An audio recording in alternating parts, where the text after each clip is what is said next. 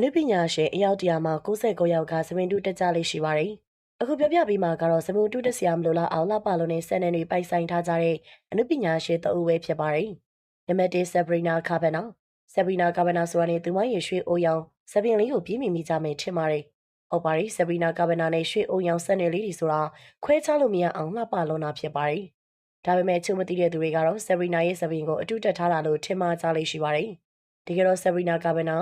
စပင်တူတက်စရာမလိုအောင်တဘာဝတိုင်းလှပတဲ့ဆန်နယ်လေးကိုပိုက်ဆိုင်ထားသူလေးဖြစ်ပါတယ်။ပြောရရင်တော့ဆဘရီနာကာဗနာဟာရက်တာပူရပူမဲ့စပင်တို့ရှိတယ်ဆိုတဲ့ကောင်မလေးတစ်ယောက်ဖြစ်ပါတယ်။နံပါတ်2ဂျင်းနီတိကျတဲ့အတိုင်းဂျင်းနီရဲ့စပင်လေးတွေကတော့ပိုးဖျောင်းပျော့ပြောင်းနေတာပါ။ Blackpink ပွဲထဲမှာ Rose နဲ့ Lisa ဆိုရင်စပင်တွေကျလို့ထိပ်ပြောင်လို့နေပါဖြစ်နေပေမယ့်ဂျင်းနီကတော့တဘာဝတိုင်းတန်ဆွမ်းတဲ့ဆန်နယ်လေးတွေပိုက်ဆိုင်ထားသူဖြစ်ပါတယ်။ဂျင်းနီတယောက်ခုလိုလှပတဲ့စပင်တွေပိုက်ဆိုင်ထားတာကတော့အရှိဘွားကမေတီလာရှင်တွေကိုခေါင်းလျှော်ရည်လှူခဲ့လို့ဖြစ်မယ်လို့ဆိုပါတယ်။နံပါတ်3 Nicki Minaj နိုင်တရာမိကြီး Nicki Minaj ကတော့စပင်တရက်လူတင်စားရလာအောင်လှပတဲ့စပင်ရှည်ကြီးကိုပိုက်ဆိုင်ထားသူဖြစ်ပါတယ်။ရက်ကွက်စနေစရိုက်တွေကြောင့်နိုင်တရာမိကြီးလို့တင်စားခေါ်ကြတဲ့မေတော် Nicki Minaj ဟာဇယိုင်းနဲ့မလိုက်ဖက်အောင်လှပလုံးနဲ့ဆန်နယ်လေးကိုပိုက်ဆိုင်ထားသူလေးဖြစ်ပါတယ်။